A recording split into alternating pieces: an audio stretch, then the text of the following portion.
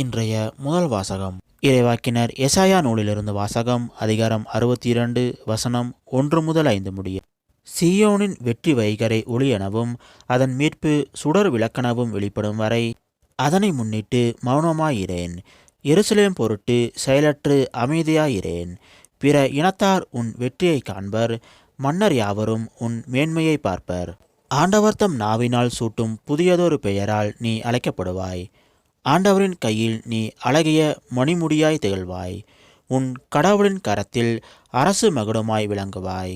கைவிடப்பட்டவள் என்று இனி நீ பெயர் பெற மாட்டாய். பால்பட்டது என இனி உன் நாடு அழைக்கப்படாது. நீ எப்சிபா என்று அழைக்கப்படுவாய். உன் நாடு பெயூலா என்று பெயர் பெறும். ஏனெனில் ஆண்டவர் உன்னை விரும்புகின்றார். உன் நாடு மனவாழ்வு பெறும். இளைஞன் கன்னிப்பெண்ணை மணப்பது போல உன்னை எழுப்பியவர் உன்னை மணந்து கொள்வார். மணமகன் மணப்பெண்ணின் மகிழ்வது போல் உன் கடவுள் உன்னில் மகிழ்வார். இது ஆண்டவர் வழங்கும் அருள்வாக்கு. இறைவா உமக்கு நன்றி. இன்றைய இரண்டாம் வாசகம் திருத்தூதர் பவுல் கொரிந்தியருக்கு எழுதிய முதல் திருமுகத்திலிருந்த வாசகம். அதிகாரம் 12 வசனம் 4 முதல் 11 முடிய.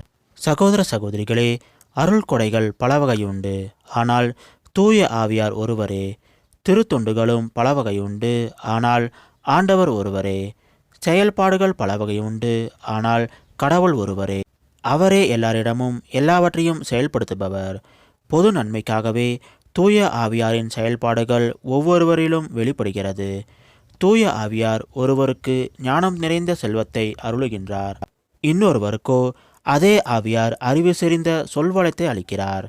அதே ஆவியார் வேறு ஒருவருக்கு நம்பிக்கை அருளுகிறார். அந்த ஒரே ஆவியார் மற்றொருவருக்கு பிணித்திருக்கும் அருள் கொடையையும் அளிக்கின்றார்.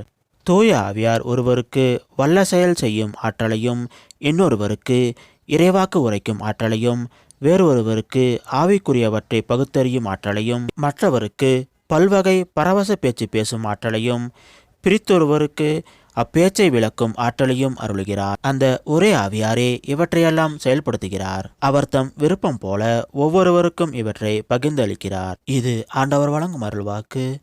இறைவா உமக்கு நன்றி. இன்றைய நற்செய்தி புனித யோவான் எழுதிய நற்செய்தியிலிருந்த வாசகம். அதிகாரம் 2 வசனம் 1 முதல் 12 முடிய. கலிலேயாவில் உள்ள கானாவில் திருமணம் ஒன்று நடைபெற்றது. இயேசுவின் தாயும் அங்கிருந்தார். இயேசுவும் அவருடைய சீடரும் அத்திருமணத்திற்கு அழைப்பு பெற்றிருந்தனர். திருமண விழாவில் திராட்சை ரசம் தீர்ந்து போகவே இயேசுவின் தாய் அவரை நோக்கி, திராட்சை ரசம் தீர்ந்து விட்டது என்றார். இயேசு அவரிடம், அம்மா, அதை பற்றி நாம் என்ன செய்ய முடியும்? எனது நேரம் இன்னும் வரவில்லையே என்றார். இயேசுவின் தாய் பணியாளரிடம், அவர் உங்களுக்கு சொல்வதையெல்லாம் செய்யுங்கள் என்றார். யூதரின் தூய்மை சடங்குகளுக்கு தேவையான 6 கல் தொட்டிகள் அங்கு இருந்தன. அவை ஒவ்வொன்றும் 2-3 குடம் தண்ணீர் கொள்ளும். இயேசு அவர்களிடம், இத்தொட்டிகளில் தண்ணீர் நிரப்புங்கள் என்று கூறினார். அவர்கள் அவற்றை விளிம்பு வரை நிரப்பினார்கள்.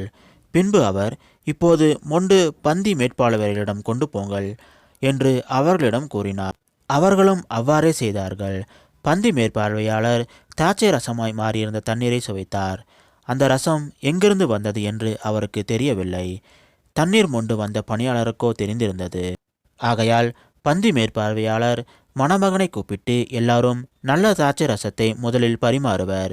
யாவரும் விருப்பம்போல் குடித்த பின் தான் தரம் குறைந்த ரசத்தை பரிமாறுவர். நீர் நல்ல ரசத்தை இதுவரை பரிமாறாமல் ஏன் வைத்திருந்தீர் என்று கேட்டார். இதுவே இயேசு செய்த முதல் அருமடையாளம். இது கலிலேயாவில் உள்ள கானாவில் நிகழ்ந்தது. இதன் வழியாக அவர் தம் மாட்சியை வெளிப்படுத்தினார். அவருடைய சீடரும் அவரிடம் நம்பிக்கை கொண்டனர்.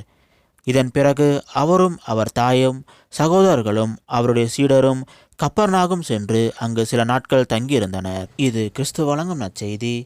கிறிஸ்துவே உமக்கு